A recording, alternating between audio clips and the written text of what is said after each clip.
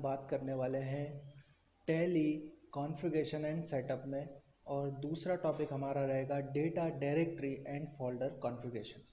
ठीक है, कॉन्फ़िगरेशंस का मतलब होता है उनसे रिलेटेड ऑप्शंस जिनमें हम चेंजेस कर सकें और जिनसे चेंजेस से हम अपने हिसाब से उस पर काम कर सकें।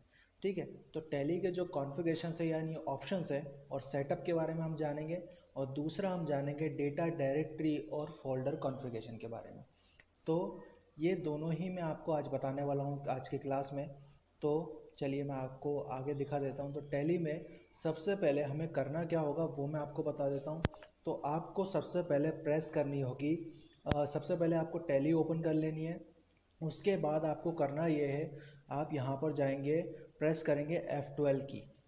F12 की प्रेस करने के बाद आपको यहाँ दिखाई देगा कॉन्फ़िगरेशंस।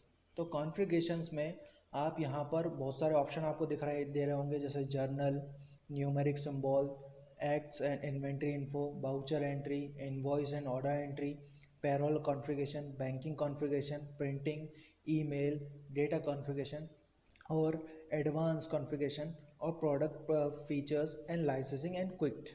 ठीक है, तो सबसे पहले मैं आपको बता देता हूँ कॉन्फ़िगरेशन। जैसे कि पहले मैंने आपको बताया कि कॉन्फ़िगरेशंस का मीन्स होता है ऑप्शंस।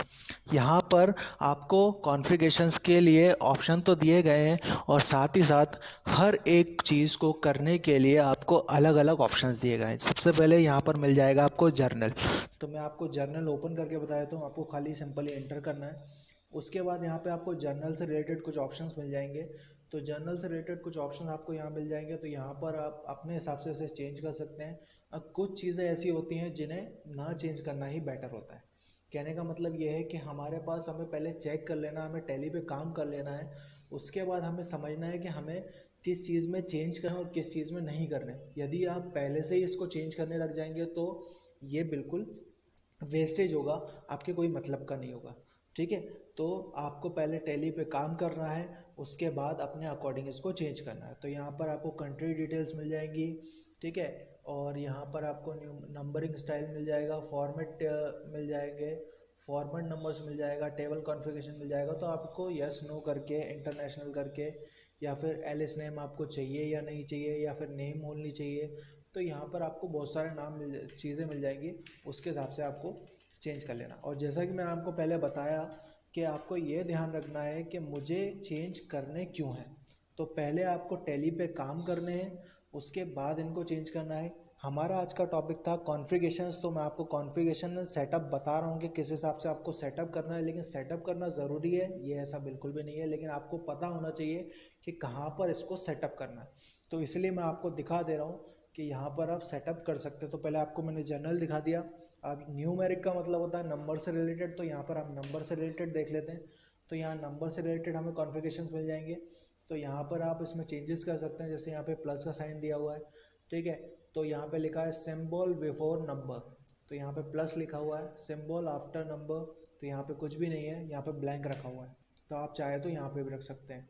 ठीक है, उसके बाद आप यहाँ पे चाहे तो symbol use to negative number, तो यही सी बात है, अगर कोई नेगेटिव नंबर होता है तो हम उसे माइनस से डिफाइन करते हैं। तो यहाँ पे ऑलरेडी माइनस लिखा हुआ है। ठीक है, आफ्टर नंबर, बिफोर तो लिखा हुआ है लेकिन आफ्टर के बारे में यहाँ पे कुछ नहीं है। तो आफ्टर में वैसे भी नहीं दिया जाता, क्योंकि हमें यहाँ पर जो सेटअप है वो हमारे अपने अकॉर्डिंग तो करना ही है, लेकिन हमें साथ में ये भी देखना है कि दूसरा उसको समझ पाता है या नहीं समझ पाता। ठीक है, उसके बाद नेक्स्ट मैं आपको बताने जा रहा हूँ, यहाँ से बैक आ जा रहा हूँ। अगर आपको कोई चेंजेस किए हैं तो उसको एक्सेप्ट करना बहुत ज़रूरी है। एक्सेप्ट करेंगे तभी वो चेंजेस एक्सेप्ट होंगे। उसके बाद यहाँ पे आपको मिल जाएगा एक्ट्स एंड इन्वेंट्री इन्फो, तो यहाँ पे इन्वेंट्री से रिलेटेड कुछ ऑप्शन आपको मिल जाएंगे।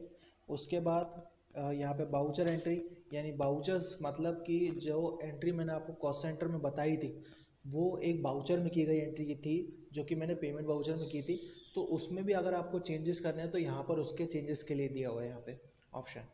उसके बाद नेक्स्ट यहाँ पे मिल जाएगा आपको इनवॉइस और ऑर्डर एंट्रीज। तो इनवॉइस का मतलब होता है बिल, तो बिल में आप चेंजेस कर सकते हो। पेरोल सैलरी बनाने के लिए यूज़ होता है, उसमें आप चेंजेस कर सकते हो। ठीक है, उसके बाद यहाँ पे बैंकिंग कॉन्फ़िगरेशन, यानी बैंकिंग के हिसाब से आपको चेंजेस करने हैं तो बैंकिंग के हिसाब से आप चेंजेस कर सकते हो। नेक्स्ट उसके बाद है प्रिंटिंग, तो प्रिंटिंग का अलग ही इन्होंने मेन्यू दिया हुआ है, आपको हर बाउचर के अकॉर्डिंग अलग अलग यहाँ पे प्रिंटिंग देखने को मिल जाएगी। जैसे यहाँ पे परचेस ट्रांजेक्शन लिखा है तो परचेस का अकाउंट अकॉर्डिंग आप है ना बाउचर में चेंजेस कर सकते हो, इनवॉइस में चेंजेस कर सकते हो, ठीक है। यहाँ पर पेमेंट बाउचर है तो पेमेंट बाउचर के अकॉर्डिंग आप चेंजेस कर सकते हो। ज़रूरी नहीं है कि आपको चेंजेस करना ही है, लेकिन आपको पता होना चाहिए कहाँ पर जाके चेंजेस होंगे। तो यहाँ पे मैं विंडोज़ ओपन करके बता दे रहा हूँ आपको, ये कुछ इस तरीके से दिखाई देगी, ठीक है। उसके बाद यहाँ पर आपको मिलेगा एक और ऑप्शन, ईमेल यानी कि ईमेलिंग, यानी हम जब ईमेल करते हैं तो ईमेल सर्वर नेम और सर्वर का एड्रेस, ये सारी चीज़ें आप यहाँ पे दे सकते हो। जैसे नेम में पोर्ट, डिफ़ॉल्ट पोर्ट 25, ठीक है, तो यहाँ पे डिफ़ॉल्ट में आप 25 दे सकते हो। उसके बाद जैसे आप इसमें यहाँ पे ऑप्शंस दोगे वो ऑटोमेटिकली चालू हो जाएगा, ठीक है। और याद रखिएगा हमारी कंपनी का नाम यहाँ पे लिखा होगा, जिस कंपनी का नाम जिस कंपनी में आप काम कर रहे हो उसके आईडी से जाएगा ये। उसके बाद नेक्स्ट ऑप्शन मैंने आपको बताया था डेटा कॉन्फ़िगरेशन, तो डेटा कॉन्फ़िगरेशन भी इसके अंदर ही आ जाएगा। तो ये सेकंड ऑप्शन है डेटा कॉन्फ़िगरेशन। तो हम बात करने वाले हैं डेटा कॉन्फ़िगरेशन के बारे में। तो यहाँ पर एंटर कर लेंगे, तो एंटर करने के बाद यहाँ पे लोकेशन ऑफ डेटा फाइल्स, कहने का मतलब ये है कि जब आप टैली में कोई कंपनी बनाते हो तो वो कंपनी कहाँ जाती है।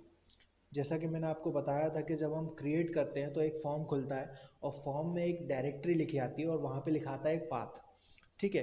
तो वहाँ पे जो पाथ लिखा आता है वो यहाँ पर लिखा जाता है, यानी लोकेशन ऑफ डेटा फाइल, ठीक है। अगर आप यहाँ पे जो लोकेशन दोगे डेटा वहाँ पे जाके सेव होने लगेगा। सेव होने का मतलब ये है कि अगर आपने टैली में कोई कंपनी बनाई है तो टैली के अंदर तो वो रहती है, लेकिन टैली भी अपना डाटा कहीं ना कहीं सेव करता होगा, तो वो जो है वो है लोकेशन ऑफ डेटा फाइल्स। तो यहाँ पर आपको मिल जाएगा location of data files, C drive, user, public, Tally, ठीक है।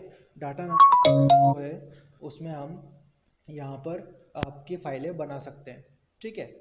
उसके बाद यहाँ पे लोकेशन ऑफ एक्सपोर्ट फाइल, तो यहाँ पे हम लोकेशन ऑफ एक्सपोर्ट फाइल ले लेते हैं। तो यहाँ पर लोकेशन ऑफ एक्सपोर्ट फाइल में हम यहाँ पे लिखा हुआ है C drive, user files, program files, Tally RP9, ठीक है। तो मैं अभी फ़िलहाल इसमें कोई चेंजेस नहीं कर रहा हूँ, लेकिन लोकेशन में आपको दिखा दे रहा हूँ कि लोकेशन दिखेगी कहाँ। तो ये दिखाई देगी आपको कंप्यूटर में,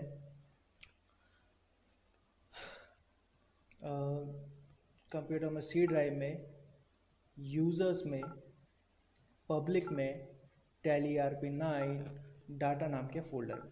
याद रखिएगा जो आपकी फाइलें आपको दिखाई देंगी वो आपको नंबर से दिखाई देंगी, क्योंकि टैली हर एक कंपनी को एक नंबर देता है, उसके अकॉर्डिंग वो काम करता है। तो आप आज की क्लास में हम टैली कॉन्फ़िगरेशन सेटअप देखा, डेटा डायरेक्टरी और फोल्डर कॉन्फ़िगरेशन देखा, और यहाँ से नेक्स्ट क्लास में हम इसके आगे देखेंगे, ठीक है। तो नेक्स्ट क्लास में इसके आगे देखेंगे।